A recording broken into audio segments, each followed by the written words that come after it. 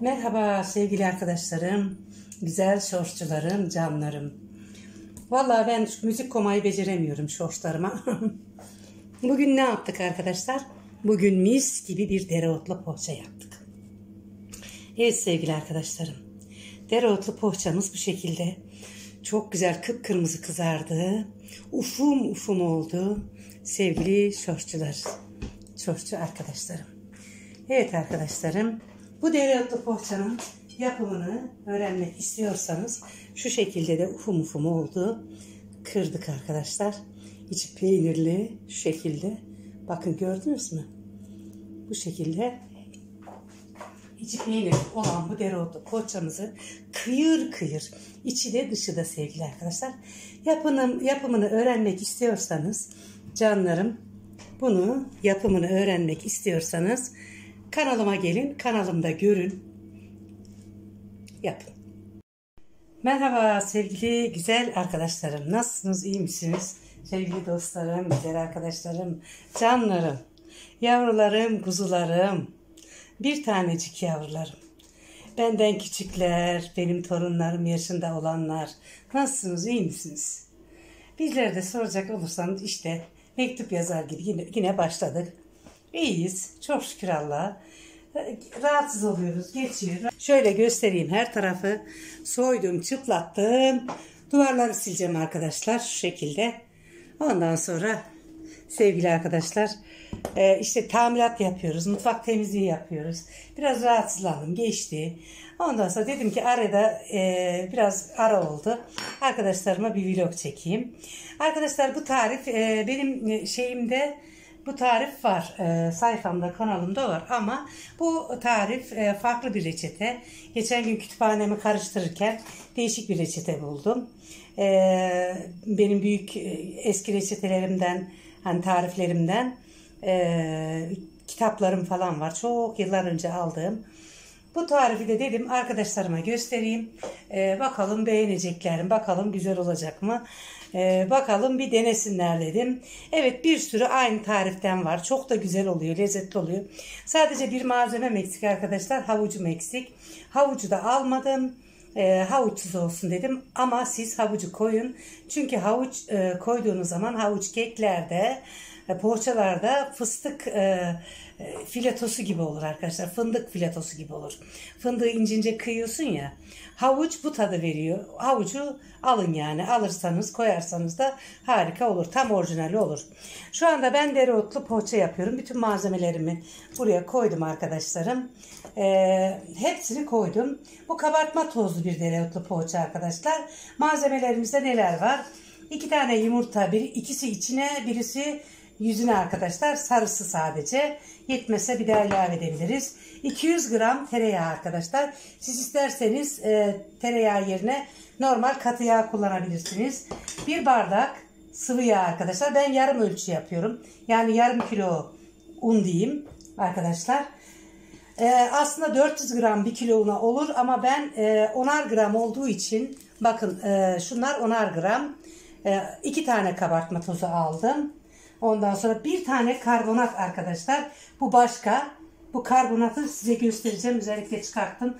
Biraz eskimiş ama bu lezzet vermesi için, kabartması için değil. Şu karbonattan arkadaşlar, şöyle şu tarz karbonat, işte bunlar da, bu başka. Bu karbonatlardan.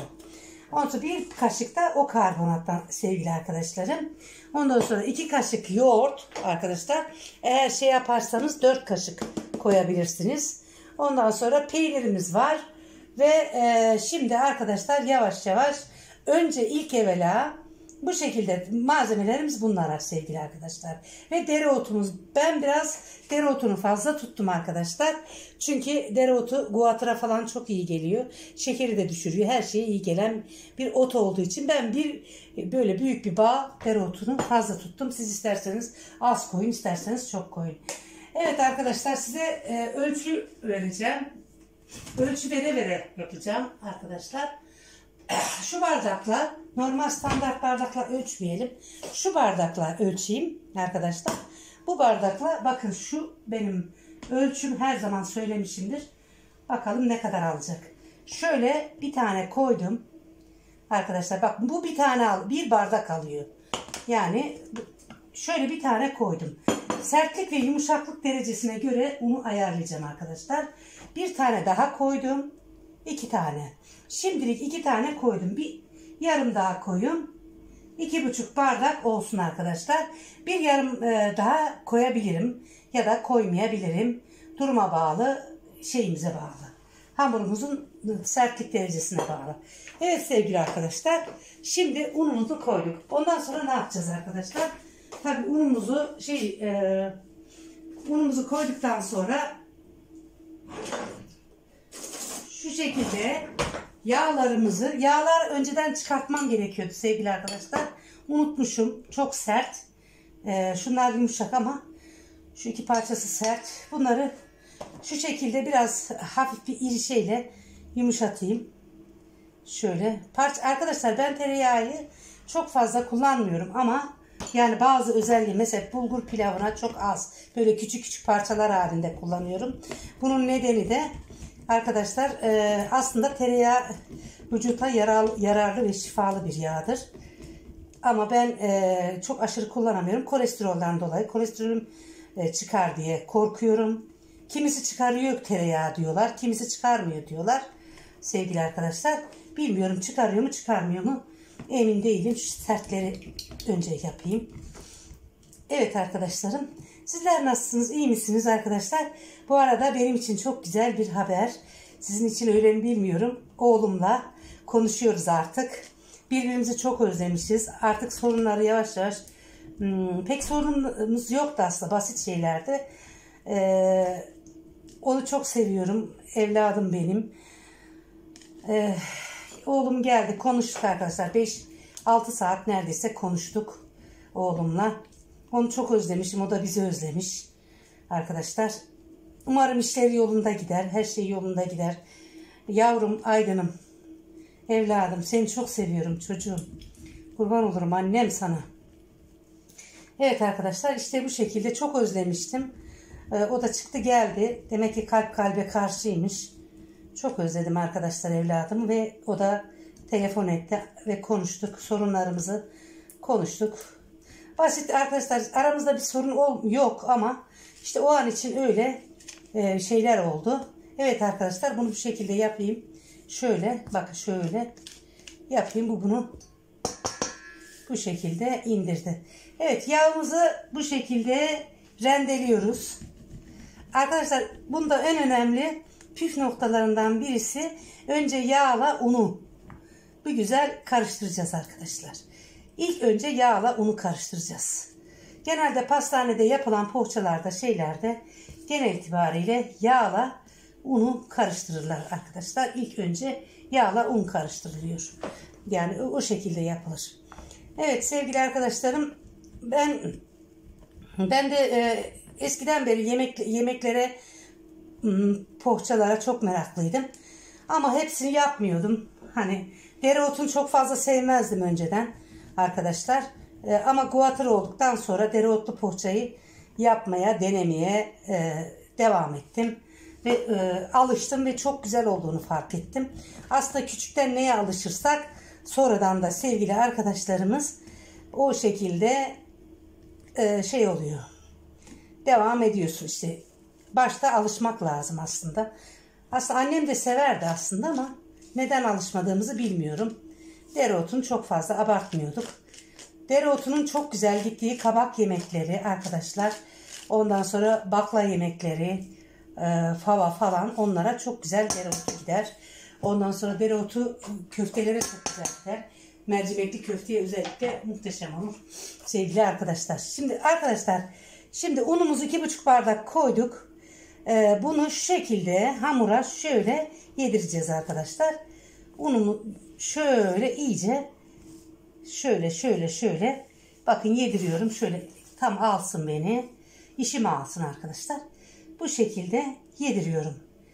Yağı arkadaşlar 1 kilo una 400 gram yağ koymalısınız. Bu biraz yağlı bir poğaça. Yani göründüğü gibi değil.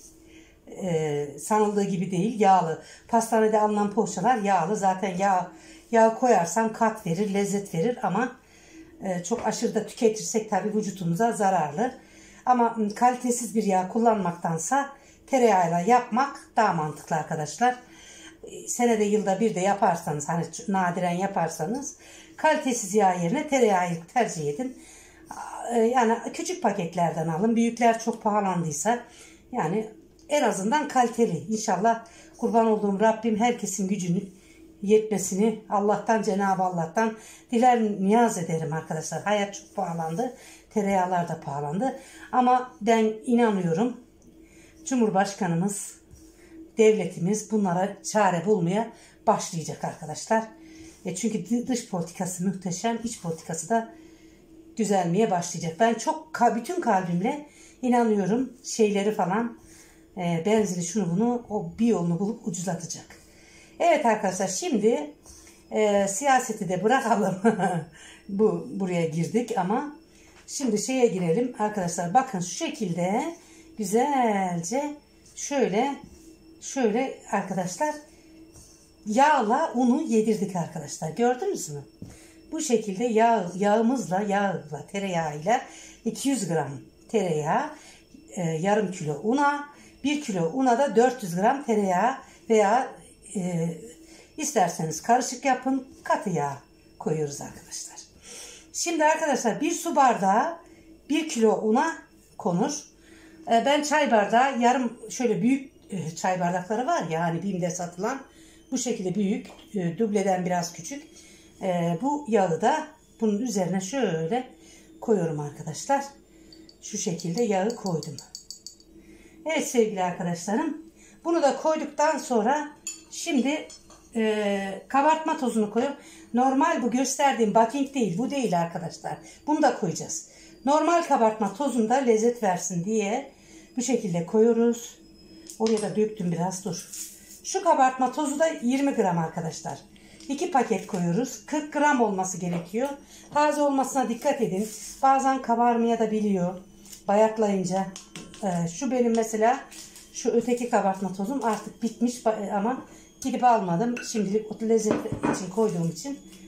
Evet, şimdi ne yaptık? O kabartma tozunu kullandım. Bu bitmiş benim, bu kabartma tozu arkadaşlar. Şöyle yakından göstereyim. Yani temizlik için de kullandığımız, eskiden keklere kullandığımız ve 2 tane yumurta arkadaşlar. 1 tane yumurta kıralım. Bismillahirrahmanirrahim. Bütün yumurtayı 2 tane kırıyoruz arkadaşlar. Aslında toplamda 1 kilo una arkadaşlar 3 tane yumurta kırılır. Ama ben 2 tane kırıyorum. Buna biraz az bir şey fazla olabilir. Şu da yüzüne arkadaşlar. Bunu da buraya alalım. Elimi bir yıkayayım. Şöyle. Sevgili arkadaşlarım, bütün malzemeleri buraya koyduk. Bir şeyimiz kalmadı. Dur. Şöyle. Şimdi arkadaşlar dereotunu koyuyoruz. Dereotumuzu da ilave edelim bolca. İnce ince kıyılmış. Ve bunun üzerine bir de şey koyuyoruz arkadaşlar. Havuç. Bir tane de havuç rendeliyoruz. Ama bende şu an havuç olmadığı için havucu koymuyorum arkadaşlar. Şunu da şu tarafa alayım. Böyle. Bunu da bu tarafa alayım. Evet arkadaşlar, unu şimdi duruma göre ilave edeceğim arkadaşlar. Bakacağım. Arkadaşlar pardon. 2 kaşık da yoğurt koyuyoruz.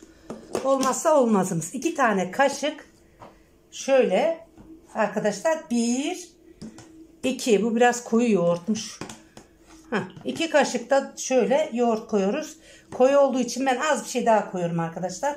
Kaşık çok koyu yoğurdumuz. 2 kaşık da yoğurt koyduk.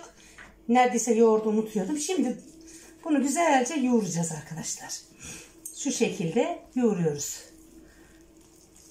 Bu şekilde bu reçeteyle yaptığınızda arkadaşlar çok güzel sonuç alacaksınız. Evet, biraz un daha istiyor arkadaşlar. Bakalım, bir bardak daha. Bu reçetede yarım kilo un alır arkadaşlar. Yarım kilo un alır. Şöyle biraz ilave edeyim, az bir şey. Ben size dedim biraz daha ilave etmem gerekir. Az daha. Şu şekilde. Evet arkadaşlar, bu dereotlu poğaça bu reçeteyle çok güzel olur. Yapın. Siz de yiyin arkadaşlar. Bu pastaneden alınan reçete. Benim öteki reçetemde kendi deneyimlerime göre yapılan reçete arkadaşlar. Benim kanalımda var. Demek ki biz bir bardak daha ilave ettik. Toplamda 3,5 bardak un aldı arkadaşlar. Bu yaş malzeme. Evet arkadaşlar, bir şey daha unuttum.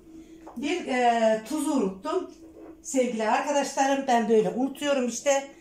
Tuzu da koyalım arkadaşlar. Şöyle 1, 2, 3 tane küçük çay kaşığıyla tuz koydum.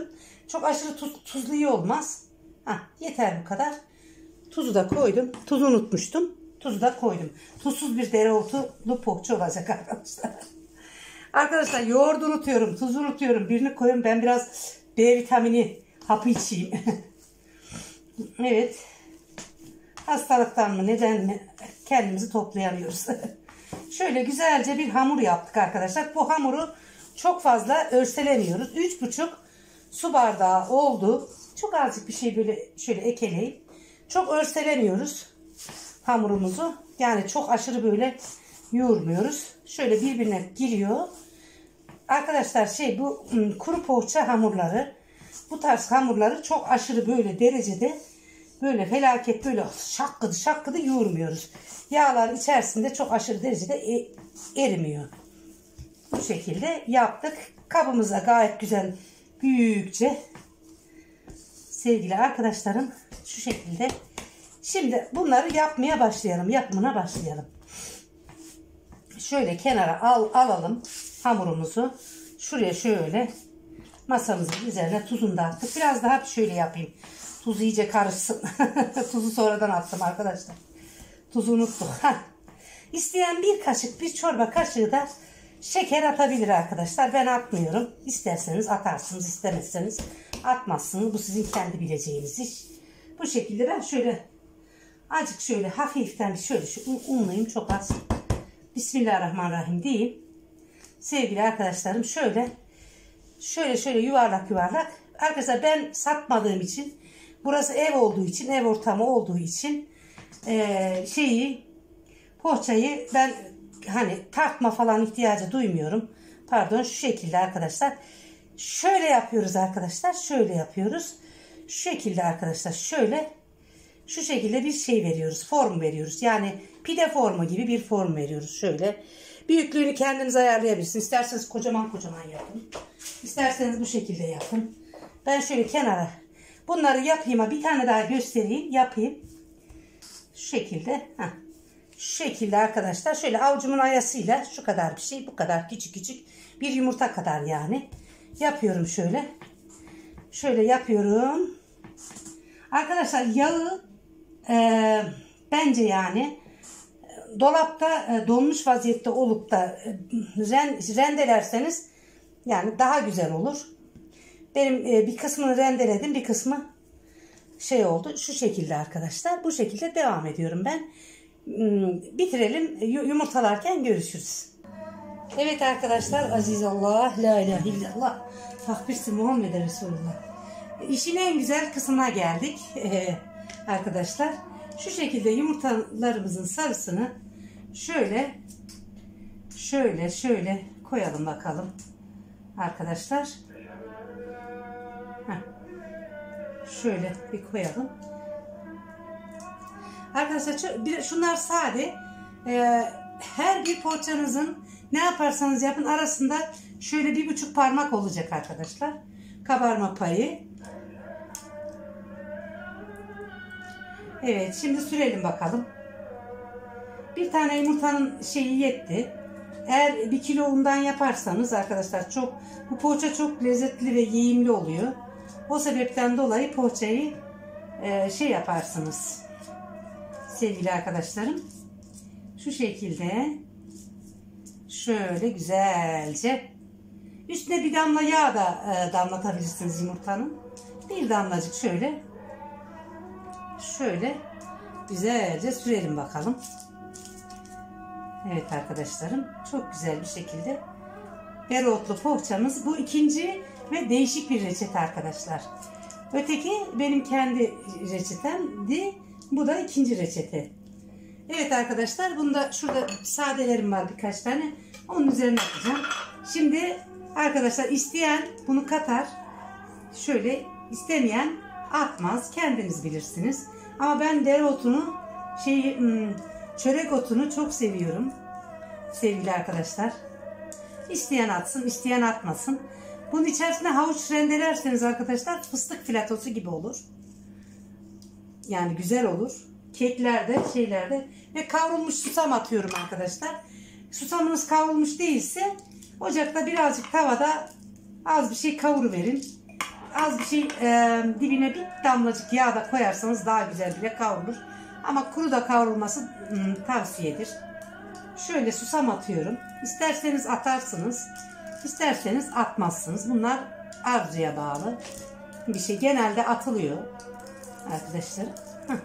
Şu şekilde dereotlu poğaçalarımızı şöyle kavrulmuş susamla hem simit tadında hem şey tadında ister atarsınız da ben bunu tercih ettim. Bu şekilde şimdi fırına gidiyor arkadaşlar. Bakalım nasıl pişecek. İnşallah kabartma tozlarım tazedir. Yeni almıştım ama A101'den bakalım taze çıkacak mı? Evet, sıcak fırına gönderiyoruz arkadaşlar. Biraz ısısını 180'e düşüreyim. Az bir şey şöyle. İçini çeksin sevgili arkadaşlar. Şuradakilerimi de buradakiler de böyle altta. Bunları da hazırlayayım. Hemen bunları da şu şekilde arkadaşlar şöyle. Arkadaşlar ortasına çizik de atabilirsiniz. Ben atmadım. Atayım dur. Aklımdayken gelmişken aklıma. Şu şekilde birer çizik atalım.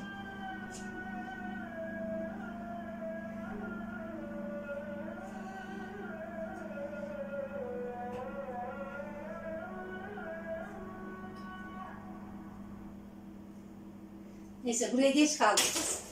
Oraya atmayayım, oraya geç kalmışız ama şunu atayım. Arkadaşlar genelde poğaçaların ortasına çizik falan atılıyor.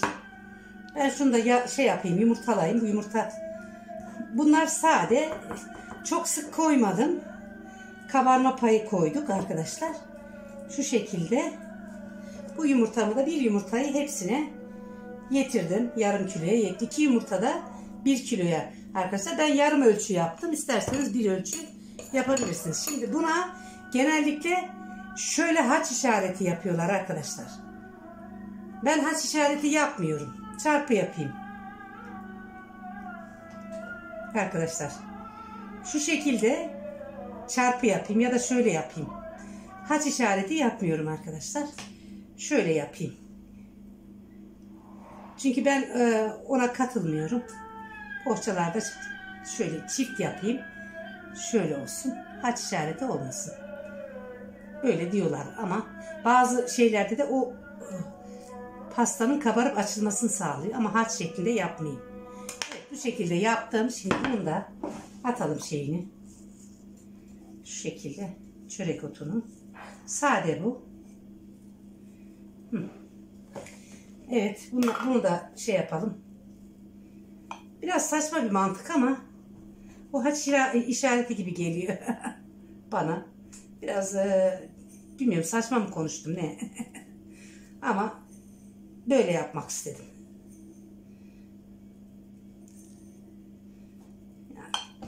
Yani ona inanmıyorum hamurlarda. Bu şekilde inanmıyorum. Bu şekilde, bu da sade.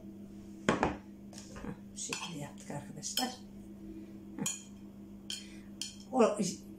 Yani bu kendisi de açılır zaten. Bu şekilde kabartma tozuyla yapılan şeyimiz. Evet arkadaşlar, pişince görüşürüz bakalım. Şuralarını bir toplayayım, pişireyim. Ondan sonra görüşürüz arkadaşlar. Şimdilik bir pişmeye başlasın bakalım. Güzel arkadaşlarım. Hemen durdurayım. Görüşürüz. Şimdi poğaçamızı yaptık arkadaşlar. Pişirdik. Az bir şey artmıştı. Onu tuttum, şey yaptım. Sonradan tepsinin içine attım. Orada devam ediyor. Yuvarlaklardan yapmıştım. Evet sevgili arkadaşlar, şimdi sonucu göreceksiniz. Çok muhteşem oldu sonuç. Çok güzel oldu. Bu tarifi gerçekten bu şekilde aynen gramajına uygularsanız arkadaşlar, pastanelerde alınan poğaçaların aynısının daha da güzelini birebir olduğunu fark edeceksiniz sevgili arkadaşlarım. Şimdi sevgili arkadaşlarım, bundan sonra ben temizlik saçımda şey oluyor. Temizlik videolarına devam edeceğim. Temizlik yapacağım arkadaşlar. Bir videoda temizlik videosu çekeceğim. Mutfak temizliğine devam edeceğim. Sevgili arkadaşlarım. Şimdi size poğaçanın sonucunu gösteriyorum. Evet arkadaşlar, şu şekilde bakın, bu şekilde arkadaşlar, bu şekilde poğaçalarımızın sonucu. Şöyle zoomlayabilir miyiz bilmiyorum, şöyle açalım, şöyle zoomlanmıyor. Evet arkadaşlar, zannedersem bu şekilde poğaçalarımızın sonucunu şöyle yaklaştırayım arkadaşlar, şu şekilde görün. Gördünüz mü arkadaşlar? Bu şekilde güzel arkadaşlarım. Bu tarifi yapın arkadaşlar. Bu şekilde yapın. Arkadaşlar, oğlumla görüştüğümü söylemiştim. Barıştığımı söylemiştim. Daha doğrusu anneler evlatlarına küsmezler. Arkadaşlar, evladımı çok seviyorum. Asla evladımdan vazgeçmem. Onu, canımı veririm evlatlarım için. İkisi için de aynı. Torunlarım için de öyle. Evlatlarım benim her şeyim, en değerli varlığım. Aramızda ne olursa olsun, ne kadar kızsam, yanlış kızsam, kötü konuşsam, iyi konuşsam, her türlü konuşsam dahi benim evladımdır. Canımı esirgemem arkadaşlar. O yüzden bu poğaçayı evladımı çok sever. Benim oğlum çok seviyor bu poğaçayı. İnşallah gelir annesinin yanına ve bu poğaçayı ona yaparım, yer arkadaşlar. Bundan sonra arkadaşlar kilo alırım diye ben yapmıyordum. Ama artık birkaç bir şeyler yapmaya başlayacağım. Kanalımda oralarda boşluk oluştu. Bu tarifi yapın arkadaşlar. Şimdi duamıza başlayalım. Bu arada bu poğaçanın şeyini göstereyim arkadaşlar. Şöyle çekelim. Şu şekilde bakın arkadaşlar. Şöyle açayım. Ufum ufum oldu. Sıcak daha. Elimi yakıyor. Bakın. Bakın arkadaşlar, ufum ufum, gördünüz mü? Bakın. Ufum ufum. Yani poğaçamız ufum ufum. Bunu göstermek için özellikle bir tanesine bu şekilde yaptım. Poğaçanız tadına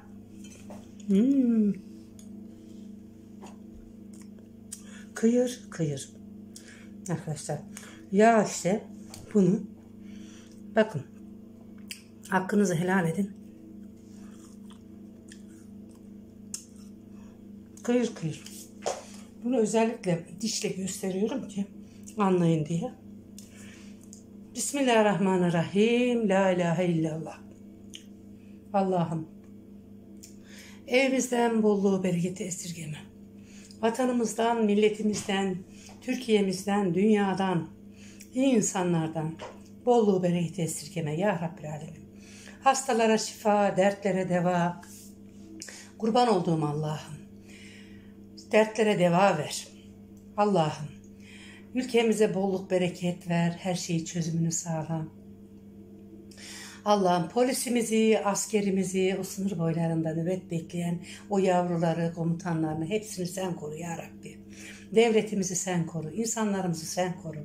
İnsanlarımıza sağlık, afiyet ver. Hasta olanların şifasını sen ver. Evlerinde bolluk bereket olsun. Yanı sıra da bizde olsun. Birlikleri, dirlikleri, düzenleri düzgün olsun. Allah'ım, herkeste bir öfke, bir sinir olmasın.